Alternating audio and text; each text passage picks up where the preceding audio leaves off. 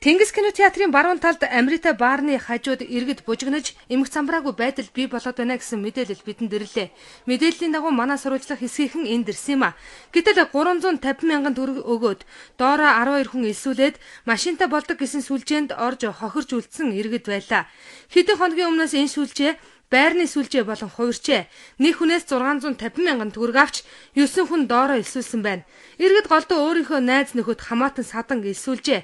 Ингээд бөөнөрөө мөнгө алдаж яахаа мэдэхгүй бужигнаж байна.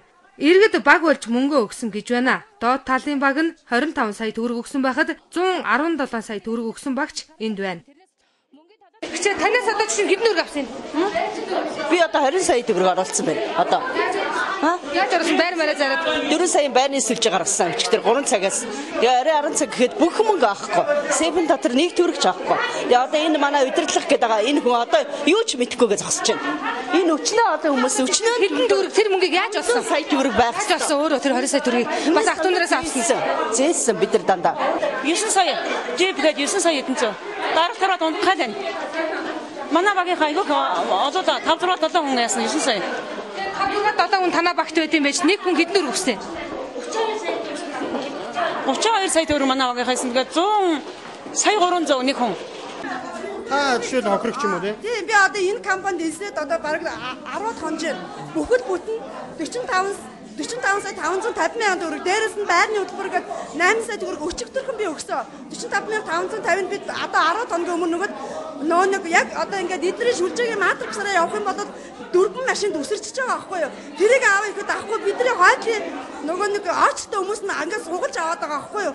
Тэгэхээр бид нар өчигдөр энэ хүүхөө өөртөө мэдээлэл хийсэн бид нар нэг хүн 4 саяар орох юм бол эрсдлээ та нар бүгдээрээ ингээд юу эрсдлээ зогсоогоо тэ алдагдaltaгүй та нар машин авчих юм байна гэвэл бид нар 4 сая төгрөгөөр орсон чинь 30 минутын дараа бидний тушаасан 124 хүний 5 сая 997 мянган төгрөг алга болсон. Одоо тэр жинхэнэ захирал нь урнаа гэдэг нэг бүдүү авгаа шаруулсан. Тэгээ одоо ингээд бас нэг нь хин гэдэг байгаль гэдэг энэ 3 хүн зохион байгуулад мөнгөө ерөөсө голдоо хуваагаад энэ ч баган хор утгаж хинэн зайлсан мэддэхгүй болгож яа тэгэл явт. Иргэд байраа зарж машинаа худалдан байж сүлжээнд оржээ. Бас болоогүй өөрийнхөө ах トゥ хамаатан садангаа хүртэл мөнгө олохыг уриалж хашаа байшин байр сууцыг нь заруулан байж сүлжээнд уруу татсан байх юм а. Эцэстээ иргэд орох оронгүй унах унаагүй хоцорч яхаа мэдхэ байчхад байна. Аргаа барсандаа тэд орилж хэрэлдэж бас шокийн байдалтай энэ тэнд сууж байгаа дүр зургийг үзэгчтэй харж байна. Энэ сүлжээг эхлүүлсэн байгаль урнаа содном пил нарын хүмүүс байсангүй.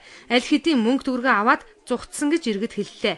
Харин сүлжээний бизнес эрхэлж иргэдийг шулсан хүмүүсийн гар хөл болж байсан хүмүүс энд харин байцгааж байна. Иргэд тэднийг энэ байрнаас гаргахгүй мөнгөөнийхэн барьцаалсан байна. Гэдэг юм байдаг. Урд нь би 350 гэдэг машины сүлжээн дээр дүүгийнхаа өмнөөс очиж падан хийжсэн. Тэднийх яг ингээд гэрээтэйгээ падан хавсаргаж байсан. Тэднийх ямар зохион байгуулалт авахгүй би тэгээд найзынхаа гуйлтаар компьютер дээр суугаад шивэлт хийсэн байгаа. Нэг одоо эцэс ийм үр дүнд орчоо сууж. Тэгвэл зүгээр хүний гар хөл болчихчихээ гэсэн үг. Ажлаад ийм л болж байгаа шиг байна тийм.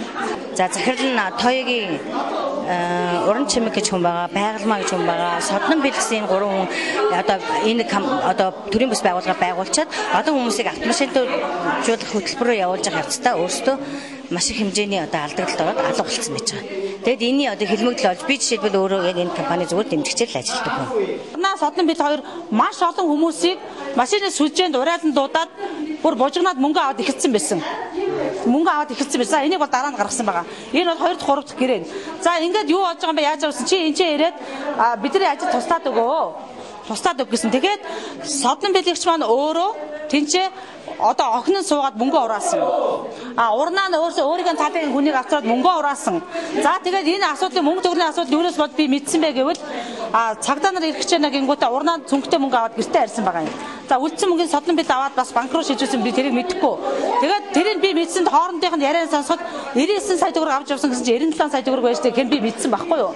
Тэгээд би одоо өнөөдөр яагаад ур чүнжэнгөө энд суугаад эдгээр тайлбар хийгээд энийг яагаад байгаа юм бэ гэхэд миний одоо гарын үсгээд нэг ч мөнгө төгрөг гараагүй бүх хамаатан садан урнаагийн содон билийн талын хүмүүс байсан.